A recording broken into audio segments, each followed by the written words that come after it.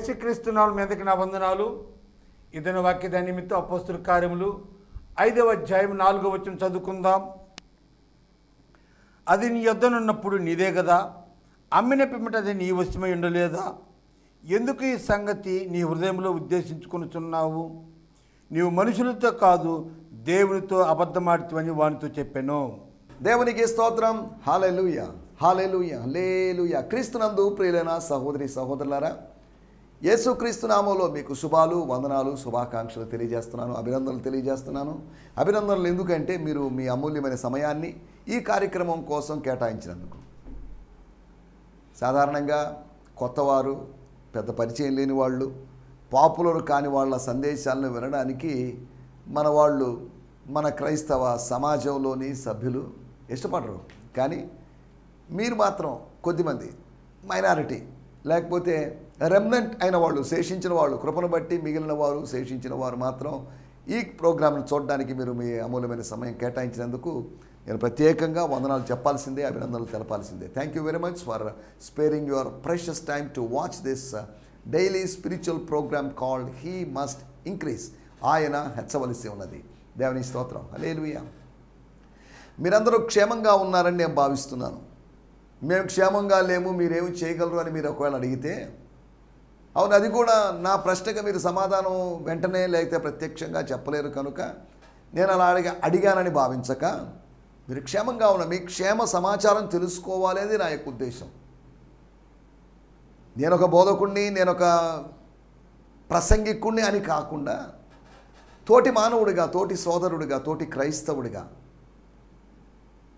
ఉన్నటువంటి వేల లక్షల మంది యొక్క క్షేమ సమాచారాలు కాకపోయినా కొద్ది మంది యొక్క క్షేమ సమాచారాలు తెలుసుకొని వారి కొరకు ప్రార్థించడానికి దేవుడు అవకాశం ఇచ్చినప్పుడు, ప్రేరేపణ ఇచ్చినప్పుడు, లేదంటే అవకాశాన్ని కలుగు చేసుకొని వీలు చేసుకొని ప్రార్థించగలము అనే ఉద్దేశంతో అడుగుతున్నాను. మీరు క్షేమంగా ఉండాలి. ఆర్థికంగా, ఆత్మీయంగా, మానసికంగా, శారీరకంగా అన్ని రంగాల్లో మీరు ఫ్లరిష్ అవుతూ ఉండాలి, ప్రాస్పర్ అవుతూ ఉండాలి.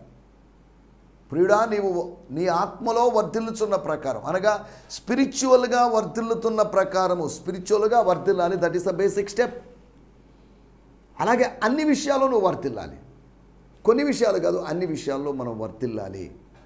ప్రాస్పరిటీ అనగానే ఫైనాన్షియల్ ప్రాస్పరిటీ అని చూస్తున్నారు. Then what about spiritual prosperity? మనలను ధనవంతులుగా చేయుటకు క్రీస్తు మన నిమిత్తము దరిద్రుడాయను. The mystery behind his poverty. ఆయన యొక్క దారిద్ర్యము వెనుక, దారిద్ర్యం అంటే ఏంటి? పరలోకములో ఉన్నదానితో పోలిస్తే భూలోకంలో యేసు దరిద్రుడుగానే జీవించాడని చెప్పవచ్చు. పశువుల శాలలో పుట్టాడనో, లేకపోతే దాన్ని బట్టి కాదు, కానీ సొంత వాహనము లేదనో, లేకపోతే సొంత దోణె లేదనో దీన్ని బట్టి కాదు, కానీ సొంత సమాధి లేదు అనే దాన్ని బట్టి కాదు, కానీ హీ బికమ్ పూర్. శ్రీమంతుడగు దేవుడు, శ్రీమంతుడగు దేవుని కుమారుడు, ఆనందపురమైనటువంటి స్వర్గము. ఇక దాని గురించి గొప్పగా చెప్పాలి అంటే దరిద్రమైన స్థలములుగా, పేదరిక ఒక స్లమ్గా మనం పోల్చలేము. అలా పోల్చలేదు Bible. It's a rich place. It's more like a garden. అనగా ఏదేను తోటను రీస్టోర్ చేస్తే, దాన్ని విమోచిస్తే ఎలా ఉంటుందంటే స్వర్గం అని పిలవచ్చు దాన్ని. It's a restoration of garden of Eden. It's a restoration of Paradise. దేవుని స్తోత్రం. అదొక పట్టణము, అదొక దేశము, అదొక తోట. అటువంటి స్థితిలో, అటువంటి అనుభవంలో మనం ఉంటాం. స్తోత్రం. ఎందుకు చెప్తున్నానంటే మనము ఆత్మీయంగా క్షేమంగా ఉండాలి. క్రీస్తులో ప్రతి ఆత్మ సంబంధమైన ఆశీర్వాదముతో ఆయన మనల్ని ఆశీర్వదించాడని. He blessed us with every spiritual gift or every spiritual blessings. ఆశీర్వాదములతో. స్తోత్రం. ఆశీర్వాదాలు మనకిచ్చాడు దేవుడు. కానీ మనం ఇంకా ఆశీర్వదించబడలేదని మన ఫీలింగ్. ఇంకొక 5 సంవత్సరాల తర్వాత నేను ఆశీర్వదించబడతాను, ఒక 10 సంవత్సరాల తర్వాత నేను ఆశీర్వదించబడతాను, అప్పుడు నా స్టార్ తిరుగుతుంది, నేను మారిపోతాను, నా దిశలు మారిపోతాయని మనం అనుకుంటున్నాం. We are blessed. I'm blessed. నేను దీవించబడిన వాడిని, నీవు దీవించబడిన దానివి, దీవించబడిన వాడివి, ఆశీర్వదించబడిన వాడివి, ఆశీర్వదించబడిన దానివి. ఒకప్పుడు నువ్వు శపించబడిన దానివి, శపించబడిన వాడివి. Yes, this is true. అవునండి, ఒకప్పుడు శాపములో ఉన్నాం మనం. ధర్మశాస్త్రము యొక్క శాపము, లోకపరమైన శాపంలో, రకరకాల శాపానుభవాల్లో ఉన్నాం. పాప శాప అనుభవాల్లో ఉన్న మనల్ని దేవుడు విమోచించి పాపము లేదు, శాపము లేదు, రోగము లేని విధంగా దేవుడు మనల్ని ఒక స్థితిలో ఉంచాడు. స్తోత్రం. 430 సంవత్సరాలు ఐగుప్తులోంచి బయటకు వచ్చిన తర్వాత అరణ్యంలో వెట్టి చాకిరి లేదు. ఫరో దగ్గర నుంచి విడిపించబడి మోషే దగ్గర వాళ్ళు వెట్టి చాకిరి చేశారని కాదు. ఒకవేళ అలాగైతే ఐగుప్తు వెట్టి చాకిరీ నయం కదా, మోషే దగ్గర అరణ్యం యాత్రలో వెట్టి చాకిరీ యొక్క అవసరం ఏంటి అని వాళ్ళు భావించి మరింతమంది మరి ఎక్కువగా మరి త్వరగా వాళ్ళు వెనక్కి వెళ్ళిపోయే అవకాశం లేదు. వెట్టి చాకిరి నుంచి స్వేచ్ఛా జీవితంలోకి, బాండ్ స్లేవ్స్ నుంచి, బాండేజ్లోంచి ఫ్రీడంలోకి, లిబర్టీలోకి దేవుడు మనల్ని పిలిచాడండి. అరణ్యములో వాళ్ళకి స్వేచ్ఛ ఉంది, ఐగుప్తులో వాళ్ళకి స్వేచ్ఛ లేదు. కానీ శత్రువు లేడు కాబట్టి అరణ్యములో స్వేచ్ఛ ఉంది, శత్రువు ఉన్నాడు కాబట్టి ఐగుప్తులో స్వేచ్ఛ లేదు. కానీ శత్రువులు 7 జాతుల శత్రువులు ఉన్నప్పటికీ కూడా ప్రామిస్ ల్యాండ్లో, వాగ్దాన దేశంలో వాళ్ళు స్వాతంత్ర్యాన్ని అనుభవిస్తారు. వారు స్వాధీనపరుచుకుంటారు అంటే వాళ్ళని బలహీనులు చేసి వాళ్ళ మీద మీకు ఆధిపత్యం కలిగిస్తాను. I will make you people, this generation, this nation, dominion over other nations. మీరు గెలవలేరు, దేవుడు గెలిపించగలడు. వాళ్ళు ఓడిపోరు సాధారణంగా, దేవుడు వారిని ఓడిపోయేటట్టు చేస్తాడు. దేవుని స్తోత్రం. హల్లెలూయా. మనము స్లేవరీలోంచి, ఫ్రీడంలో నుంచి మరింత ఎక్కువైన ఫ్రీడంలోకి, ఆ ఫ్రీడమ్ మనకు అనుగ్రహించబడినప్పుడు మనము దేవునికి దాసులంగా వాలంటరీగా మారుతున్నాం. ఒకప్పుడు ఫిజికల్ బాండేజ్లో ఉన్నాం, మెంటల్ సైకలాజికల్ బాండేజ్లో ఉన్నాం. అరణ్యంలో ఆ షాకిల్స్ నుంచి, ఆ సంఖ్యల నుంచి, ఆ కట్ల నుంచి తెంపబడ్డాం. ఇప్పుడు వాగ్దాన దేశంలో మనం ఇంకా వాగ్దాన దేశం చేరుకోలేదు. We're not yet reached our destination, that's heavenly Canaan. కానీ మనం ఒకరోజు రీచ్ అవుతాం. ప్రతి వాళ్ళు రీచ్ కావాల్సిందే, ప్రతి ప్రయాణికుడు గమ్యాన్ని చేరుకోవాల్సిందే. ప్రతి విశ్వాసి అనేటువంటి ప్రయాణికుడు, ప్రతి విశ్వాసి అనే యాత్రికుడు గమ్యాన్ని చేరుకోవాల్సిందే. ఏ యాత్రికుడు, ఏ ప్రయాణికుడు ఏదో మార్గ మధ్యలో ఆగిపోవాలని కోరుకోడు. నేను నెల్లూరు నుంచి బయలుదేరి విజయవాడకి వెళ్ళాలి, కానీ మధ్యలో కావల్లోనో, బెట్టకుంట్లోనో, లేకపోతే ఒంగోలులోనో ఆగిపోవాలని నేను అనుకోను. ఒకవేళ ఆగిపోవచ్చు, అలాగని సంవత్సరాల తరబడి నేను ఆగిపోను. కాకపోతే కొన్ని గంటలు, కొన్ని నిమిషాలు ఏదో పని ఉండి దిగాము, వచ్చాము, వెళ్ళిపోయింది, మళ్ళీ విజయవాడకి వెళ్ళిపోయాము. We will reach our destination. We are predestined. That's why we will reach our destination. ముందుగా నిర్ణయించబడిన వాళ్ళు కొంతమంది అరణ్యంలో అకాల పంజూరు పండ్లు లాగా రాలిపోయారు కదా. ఎస్, మీరు అడుగుతున్న ప్రశ్నలు వాస్తవమే. విశ్వాస మనసులో పుడుతున్నటువంటి ప్రశ్నలు వాస్తవమే. అవి ఊహలు కాదు, ఊహలే, కానీ అవి బాగున్నాయి, మంచివి. They are good questions. వాటికి ఆన్సర్స్ దేవుని వాక్యం చెప్తుంది. కాబట్టి మనం వర్ధిల్లాలి అనేది దేవుని యొక్క ఉద్దేశం. దట్స్ అ స్పిరిచువల్ ప్రాస్పరిటీ అని అర్థం చేయాలి. God is spiritual. God is not only financial. ఆయన ఆత్మైన దేవుడే కానీ ఆర్థికమైన దేవుడు కాదు. ఈ spiritual God, he gives financial blessings to. దేవుని స్తోత్రం. నిన్నటి ఎపిసోడ్లో విధేయత యొక్క అవసరత, the necessity of obedience. Obedience కావాలండి మనకు. చాలామందికి ఒబీడియన్స్ లేదు, విధేయత లేదు, అవిధేయులుగా జీవిస్తున్నారు. విధేయులైన వారు మాత్రమే విజేతలు కాగలరు. కానీ విధేయత లేని వారు విఫలమవుతారని మనం మాట్లాడుకున్నాం. పరిశుద్ధాత్మ అనుభవం కలుగుతుందని విధేయత వలన. హంబుల్గా ఎవరు ఉంటారో, దీనులుగా ఎవరు ఉంటారో, దీన పక్షిగా చెప్పబడినటువంటి హంబల్ బర్డ్గా ఎంచబడినటువంటి పావురము వాళ్ళ మీదకి దిగి వస్తుంది. అంటే అక్షార్థమైన పావురం దిగి రావడం గురించి నేను మాట్లాడడం లేదు. Spiritual thing would happen. రెండోది, విధేయతగా ఉండడం వల్ల సందేశం అనుగ్రహించబడుతుందని. We will get a message. కనిపెడుతున్నాం అంటే విధేయతలో భాగంగా, విధేయత అది కూడా another form of obedience is waiting. ఆయన రాకడ కోసం ఎదురు చూస్తున్నాం.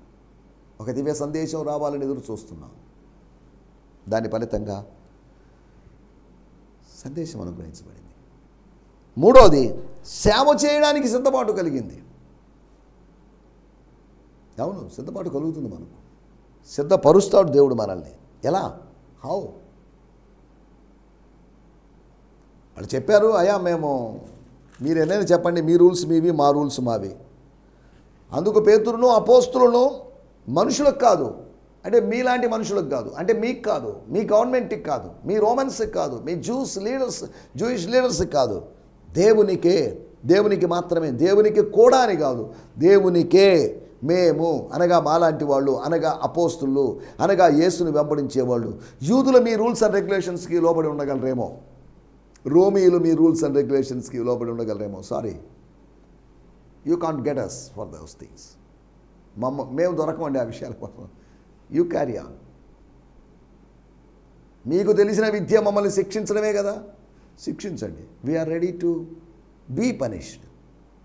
బంధించబడడానికి, శిక్షించబడడానికి, సంహరించబడడానికి సిద్ధంగా ఉన్నాం మేము. We're ready for anything. God is preparing us. God is preparing the church. దేవుడు సంఘాన్ని సిద్ధపరుస్తున్నాడండి. మునుపెన్నడూ చూడని శ్రమలు మనం చూస్తున్నాం, ఇంకా చూస్తాం. దేవుడు మనల్ని సిద్ధపరుస్తున్నాడు. ఇవన్నీ జరగడానికి ముందుగా మీతో చెప్తున్నాను. ఎందుకో తెలుసా? జరిగినప్పుడు మీరు ఏదో షాక్ కావాల్సిన అవసరం లేదు, గొప్ప వింత జరిగినట్టు భావించాల్సిన అవసరం లేదన్నట్టుగా. ఒక పెద్ద ఆయన, ఒక ఘనత వహించిన వ్యక్తి, honourable man, respectable, noble man అయినటువంటి గమలీయేలు చెప్పిన మాట లోబడ్డారు. పెద్ద ఆయన వాళ్ళు కూల్ చేశాడు, పెసిఫై చేశాడు, సమాధానపరిచాడు. అవయ్యా బాబు, ఎందుకు ఇంత ఆవేశం? అనగా సనేద్రిన్ సభలో కుర్రోళ్ళు ఉన్నారు, ముసలోళ్ళు ఉన్నారు. ఒక చోట సంఘంలో ముసలోళ్ళు ఉంటారు, కుర్రోళ్ళు ఉంటారు. ఈ ముసలి వాళ్ళు, పెద్దవాళ్ళు, వాళ్ళు కూడా యవనస్తులతో కలిసి ఆవేశపడితే పరిస్థితి ఏంటి? హలో బాబు, యవనస్తులారా కూర్చోండి, సైలెంట్గా ఉండండి. ఎందుకు ఆవేశం? సేవకులే సేవకులు ఆవేశపడరని కాదు, ఆవేశపడతారు. విశ్వాసులతో కలిసి వాళ్ళు ఆవేశపడితే అర్థం ఏంటి? దేవుని సేవకులు ఆత్మ ఫలము మనలో అధికంగా పనిచేసినప్పుడు, వాళ్ళు ఒక మాట అన్నప్పుడు, సరేలేమ్మా, వదిలేమ్మా. కొంతమందిగా పౌరుషం, రోషం ఉంటుంది. సేవలో ఉన్నట్టు కొంతమంది స్త్రీలను కూడా నువ్వు చూశాను, ఒక్క మాటకి నాలుగు మాటలు అనేవాళ్ళు. ఎందుకు? వాటి వల్ల ఏం ప్రయోజనం కదా? తాను దూషించబడి ప్రతి దూషణ చేయలేదు. ఏరా నన్ను అంటారా మీరు రోమా సైనికులారా, మీరెవర్రా, మీ స్థాయి ఎవరు అని, నేను సృష్టికర్త యొక్క యెహోవా దేవుని యొక్క కుమారుని ఆయన పంపిస్తే వచ్చిన వాడిని అనేం మాట్లాడలేదు. అంటే తన ఆ రిలేషన్ని, ఆ అటాచ్మెంట్ని, ఆ బంధాన్ని మరిచిపోయాడని కాదు, తన బ్యాక్గ్రౌండ్ని మరిచిపోయాడని కాదు, గుర్తుంది. కానీ సందర్భం అది కాదు. నేనెవరో నువ్వు ఎరిగి ఉంటే, అమ్మా సవర స్త్రీ 14 అనేటువంటి సిస్టర్, నేనెవరో నువ్వు ఎరిగి ఉంటే నువ్వే ఆయన్ను జీవజలం కావాలని అడుగుతావు. ఇప్పుడు నేను నిన్ను అడిగాను, నేను నిన్ను అడగడం కాదు, నువ్వు నన్ను అడుగుతావు. నువ్వు నన్ను అడిగినట్లుగా ఉంటుంది నీ పరిస్థితి. నువ్వు ఇవ్వలేవు, కానీ నేను ఇవ్వగలను. నువ్వు ఇవ్వడానికి బావి చూపించగలవు, నేను లోపలనే హృదయాన్నే బావిగా మార్చి, ఓటగా మార్చి నేను ఇవ్వగలను. మెస్సియాకి ఆ మహిళకి తేడా, యేసు ప్రభువుకి ఆ సహోదరికి ఉన్నటువంటి తేడాది. మనిషికి దేవునికి తేడాలు ఉన్నాయి, చాలా ఉన్నాయి, చాలా చాలా చాలా. విధేయత వలన కలిగేటువంటి ఆశీర్వాదాల గురించి మనం మాట్లాడుకున్నాం. సాతాను, లూసిఫర్ యొక్క పాపం అవిధేయత, తిరగబడ్డాడు. అంటే కొంతమందిని పోగు చేసి తన బల నిరూపణ కోసం ఏదో చేశాడని కాదు, వాడు మనసులో అనుకున్నాడు. His rebellion was started in his mind first. ప్రతి పాపం మొదట మనసులో ఆరంభమవుతుందండి, తర్వాతే బయటికి బహిర్గతం అవుతుంది. ఆలోచన లోపల ఉంటుంది, కానీ మాట బయటకు వస్తుంది. ఆలోచించిన దాన్ని బట్టి చెప్పాం, మాట్లాడాం. హలో, ఇలాగా దేవుని స్తోత్రం, హల్లెలూయా. విధేయత అనుభవంతో ముందుకు సాగడానికి ప్రభు మనకు సాయం చేయనుగాక. రండి, మనం ఈ సమయంలో దేవుని వాక్యాన్ని ధ్యానించుకుందాం. దేవుని వాక్యం ధ్యానించుకునేటప్పుడు ఇంకా కొన్ని నిమిషాలు మాత్రమే, ఒక 10 నిమిషాలు, 10-11 నిమిషాల సమయం ఉంది కనుక మీరు ఛానల్ మార్చొద్దు, అలాగే చూస్తూ ఉండండి, అలాగే వింటూ ఉండండి. స్తోత్రం. ఒకళ్ళు వింటూ ఈ 10 నిమిషాల సమయంలో నిద్రపోతే చిన్న కునుకు తీస్తే నేనేం చేయలేను, కాబట్టి మీ కొరకు ప్రార్థన చేస్తున్నాను. మన సమయం లేదు కాబట్టి కొన్ని ప్రకటనలు కూడా రేపటి ఎపిసోడ్లో నేను చేయడానికి ప్రయత్నం చేస్తాను. స్తోత్రం. ఈ సమయంలో దేవుని పరిశుద్ధ గ్రంథము నుండి మన ధ్యాన నిమిత్తమై అపోస్తుల కార్యములు 5వ అధ్యాయము 4వ వచనం. అది నీ యొద్ద ఉన్నప్పుడు నీదే కదా, అమ్మిన పిమ్మట అది నీ వశమే ఉండలేదా? ఎందుకు ఈ సంగతి నీ హృదయంలో ఉద్దేశించుకుంటున్నావు? నువ్వు మనుషులతో కాదు దేవునితో అబద్ధమాడుతావని వానితో చెప్పాను. గమనించాలి, ఒక సందర్భంలో అపోస్తుల కార్యములు 4వ అధ్యాయం 8వ వచనంలో పేతురు పరిశుద్ధాత్మతో నిండిన వాడే ఇట్లనెను. వాళ్ళు ఏదో అడిగినప్పుడు, అధికారులు అడిగినప్పుడు ఆయన ఆత్మతో నింపబడ్డాడు. ఇక్కడ ఆత్మతో నింపబడలేదు, అంటే నింపబడడానికి దాని అర్థం, నింపబడలేదు. కానీ అతను అడుగుతున్న ప్రశ్నలు చూడండి. ఒక real man, real spiritual man, real pastor లాగా, అది నీ వద్ద ఉన్నప్పుడు, అమ్మినది నీ దగ్గర ఉన్నప్పుడు, అమ్మిన దాని వెల నీ దగ్గర ఉన్నప్పుడు, తాతలు ముత్తాతల కాలము నుంచి వారసత్వంగా వస్తున్న పొలమైన చర స్థిర ఆస్తులైనా కానీ అవి నీవే. చర్చికి దాని మీద రైట్ లేదు, పాస్టర్కి దాని మీద రైట్ లేదు.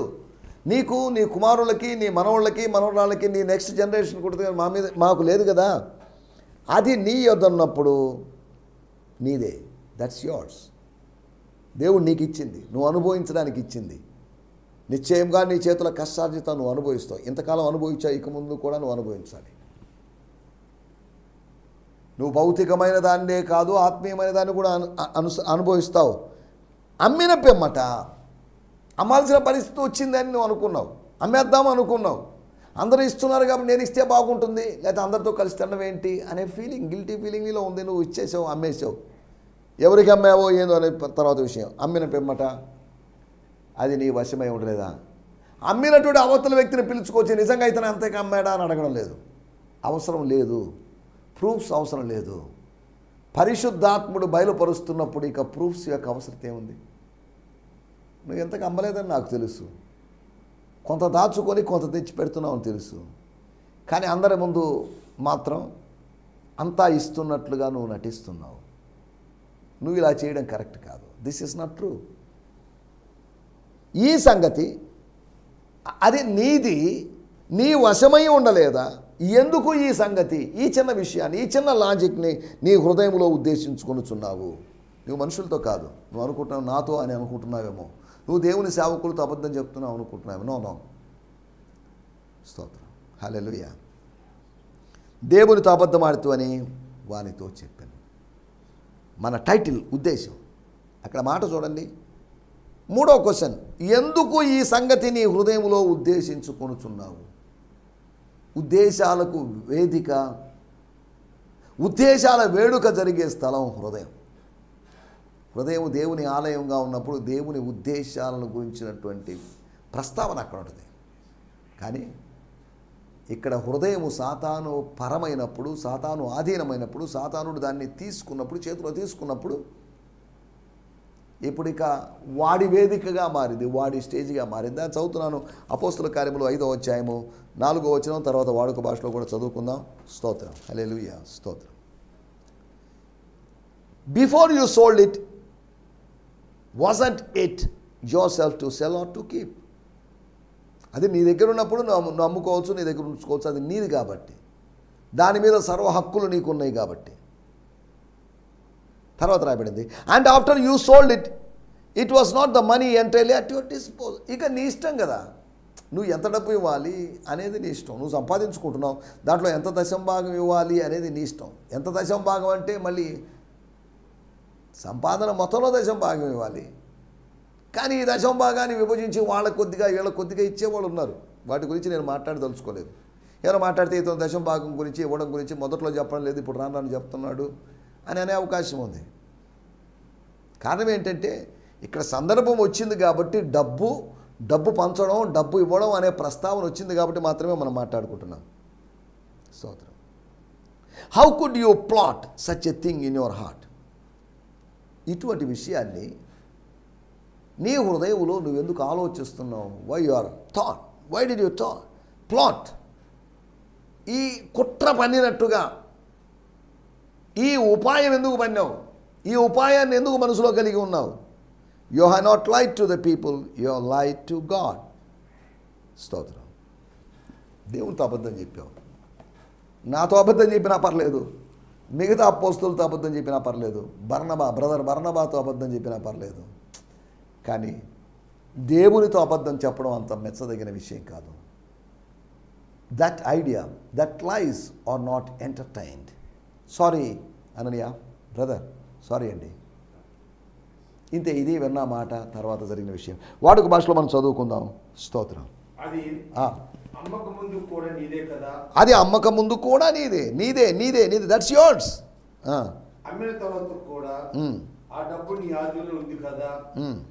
ఇలా చేయటానికి నీకెట్లా బుద్ధి పుట్టింది? నీవు మనుషులతో కాదు, అబద్ధమాడింది దేవునితో. స్తోత్రం. నేను చదువుతున్నాను ఫెరార్ ఫెంటన్ అనేటువంటి తర్జుమా, the new testament in modern English, the Ferrar Fenton Bible. అందులో వచ్చి నేను చదువుతున్నాను 4వ వచనం. While still remaining was it not your own, and even when it was sold was it not under your own control. 3వ point, 3వ question. Why then have you admitted this matter in to your heart? ఈ విషయాన్ని నువ్వెందుకు నీ హృదయంలో ఒప్పుకున్నావు? Admit అయ్యావు, ఒప్పుకున్నావు, అంగీకరించావు. You have not lied to men but to God. స్తోత్రం. Why then have you admitted this matter in to your heart? ఈ సంగతిని ఎందుకు నువ్వు ఇలా ఆలోచించావు? ఈ కోణంలో ఎందుకు ఆలోచించావు? నా కోణంలో ఎందుకు ఆలోచించలేకపోయావు? ఉద్దేశం. 4 విషయాలు మీకు త్వరగా జ్ఞాపకం చేయబోతున్నాను. సామెతల గ్రంథము 15వ అధ్యాయము 22వ వచనం. ఆలోచన చెప్పేవారు లేకపోతే, కౌన్సిలర్స్ లేకపోతే ఉద్దేశములు వ్యర్థమగును. ఆలోచన చెప్పేవాళ్ళు ఎక్కువ మంది ఉంటే ఉద్దేశములు దృఢపరచబడతాయి. దృఢపడని ఉద్దేశము కలిగినటువంటి అననీయ, దృఢము అంటే స్ట్రాంగ్, శక్తీకరించబడినటువంటి, స్ట్రాంగ్ అయినటువంటి, కన్ఫామ్ అయినటువంటి, దృఢపడనటువంటి ఉద్దేశం. మన ఉద్దేశాలు బాగానే ఉన్నాయి, ఉద్దేశాలు మనలో పుట్టాయి, బాగానే ఉంది. అది దృఢపడిందా? స్ట్రాంగ్ అయిందా? అనారోగ్యంగా ఉన్నాడు, అనారోగ్యం నుంచి రికవరీ అయ్యాడు, కోలుకుని మునుపటి ఆరోగ్యం మనలోకి రావాలి. ఏమంటే మొన్న పలాని జ్వరం వచ్చింది, అప్పటి నుంచి మరింత నీరసంగా ఉంది అంటే రోగ లక్షణాలు, the symptoms of the disease are still hiding in his body అని అర్థం చేసుకోవాలి. అప్పుడు ఏం చేయాలి? సరే, అలాగైతే మళ్ళీ ట్రీట్మెంట్ స్టార్ట్ చేస్తాం, మళ్ళీ మెడిసిన్ ఇద్దాం. మునుపటి ఆరోగ్యము, బలం కోసం ప్రయత్నం చేస్తాం. అలాగనే మనకు 70 సంవత్సరాల వయసులో 50 సంవత్సరాల బలం వస్తుందని నేను అనడం లేదు. 50 సంవత్సరాల వయసులో 25 సంవత్సరాల బలం వస్తుందని నేను అనడం లేదు. మునుపటి బలం అన్నప్పుడు ఆరోగ్య స్థితిలో ఉన్నప్పటి బలం. అనారోగ్యంగా ఉన్నప్పుడు బలం ఉంటుంది, కానీ బలం క్షీణిస్తుంది. తిండి లేదు, తినబుద్ధి కావడం లేదు, నీరసించిపోతాం. అప్పుడు తిన్నాం 3కి 4 పూటలు ఆకలేసింది, బాగా తిన్నాం, అది వేరు. దృఢపడని ఉద్దేశం, దృఢపడని ఉద్దేశాలు దేవుని సన్నిధిలో దృఢపరచబడాలి. 2వ విషయాన్ని నేను మీకు జ్ఞాపకం చేస్తాను. సామెతల గ్రంథము 20వ అధ్యాయం 18వ వచనం. ఉద్దేశములు ఆలోచన చేత చాలేడు. ఉద్దేశములు ఆలోచన చేత, దేవుని ఆలోచన చేత అడగాలి. ఏమండి, నేను ఈ పని చేయాలనుకుంటున్నా, వాట్ ఇస్ యువర్ ఒపీనియన్? మీరేమంటారు? What is your comment? స్థిరపరచబడని ఉద్దేశం. దృఢపరచబడ్డమే కాదు, స్థిరపరచబడ్డం కూడా కావాలి. స్ట్రాంగ్ అయిన తర్వాత అది ఎస్టాబ్లిష్ కావాలి. దేవుని స్తోత్రం. మూడో విషయాన్ని నేను మీకు జ్ఞాపకం చేస్తాను. సామెతల గ్రంథము 16వ అధ్యాయము 3వ వచనం. నీ పనుల భారము, నీ పనుల భారము, నీకు పనులకు ఆలోచన లేక భారం, పనులకు భారం ఉంటుంది. That's the weight of your works deeds. యెహోవా మీద ఉంచుము, యెహోవా మీద ఉంచుము, లేదా మోపము, క్యాస్ట్, లేదా విసిరివేయము. అప్పుడు ఏం జరుగుతుంది? నీ ఉద్దేశములు సఫలమగును. నీ ఉద్దేశము సఫలమగును. దృఢపరచబడనటి ఉద్దేశం గురించి చెప్పుకున్నాం. స్థిరపరచబడిన ఉద్దేశం అతందని చెప్పుకున్నాం. సఫలం కాని ఉద్దేశం. నువ్వు నీ భార్య, నువ్వు ఒక్కడివే కాదు, నీ భార్య కూడా ఇలా చేసింది. వాళ్ళిద్దరూ కలిసి రాలేదు, విడిగా వచ్చారు. ఎందుకు విడిగా వచ్చారో మనకు తెలియదు. విడిగా వచ్చినప్పటికీ విధి అనేది వాళ్ళిద్దరిని వదిలిపెట్టలేదు. వాళ్ళు వచ్చారు, సరే మీ ఆయన చచ్చిపోయాడు కాబట్టి నువ్వు జాగ్రత్త నిజం చెప్పు అని చెప్పింటే, అవునా చచ్చిపోయాడా అయితే నిజం చెప్పిండేది, ఆమె బతికి ఉండేది. భర్తను కోల్పోయి బ్రతకడంలో అర్థం ఏంటి? భార్యను కోల్పోయి బ్రతకడంలో అర్థం ఏంటి? అలాగనే భర్తను కోల్పోతే భార్యను కోల్పోతే బతకూడదని కాదు. మళ్ళీ నేను నా మాటలు వక్రీకరించొద్దు. చిలకలూరిపేట శాలేమరాజు గారి మాటలు వక్రీకరించబడినప్పుడు మాలాంటి వాళ్ళ మాటలు వక్రీకరించబడితే ప్రమాదమే. నాలుగో విషయం, అపోస్తల కార్యములు 5వ అధ్యాయం 5వ వచనం. అననీయ ఈ మాటలు వినుచునే, పేతురు చెప్పిన ఈ మాటలు వింటూనే, పేతురు అడిగిన ప్రశ్నలు వింటూనే పడి ప్రాణం విడువగా వినిన వారందరికీ మిగిలిన భయము కలిగిన. చాలే, దేవుని స్తోత్రం. సంహారాన్ని, చావును తెచ్చినటువంటి ఉద్దేశం. నీ ఉద్దేశాలు ఏంటి? ఎలా ఉన్నాయి? దృఢపరచబడిన ఉద్దేశమేనా ఇది? స్థిరపరచబడిన ఉద్దేశమేనా? సఫలమవుతున్న ఉద్దేశమేనా? లేదా సంహారం తెచ్చేటటువంటి ఉద్దేశమా? నీ ఉద్దేశాలు ఎలా ఉన్నాయి? మంచి ఉద్దేశాలు కలిగి, మంచి థాట్స్ కలిగి, మంచి ఆలోచనలు కలిగి ముందుకు సాగుదాం. అననీయ ఆలోచనలాగా, సపీరా ఆలోచనలాగా, అననీయ సపీరాల ఆలోచనలాగా ఉండకుండా ఆత్మ సంబంధమైన ఆలోచనలు, ఉద్దేశాలు కలిగి ముందుకు సాగడానికి ప్రభు మనందరికీ సహాయం చేయనుగాక. ఆమేన్, ఆమేన్, హల్లెలూయా. ఈ సందేశము మీకు ఆశీర్వాదకరంగా ఉందని నమ్ముచున్నాము. ప్రార్థన అవసరతల కొరకు మమ్మల్ని సంప్రదించవలసిన మా చిరునామా గిద్యోన్ మిషన్ చర్చ్, 6వ వీధి, శాంతినగర్, నెల్లూరు 4, ఆంధ్రప్రదేశ్. పిన్ 524004. మా ఫోన్ నంబర్లు 7036443613 మరి ఒక నంబర్ 9392293010. మా ఈమెయిల్ ఐడి gfihmi2015@gmail.com. దేవుడు మిమ్మును ఆశీర్వదించునుగాక. ఆమేన్.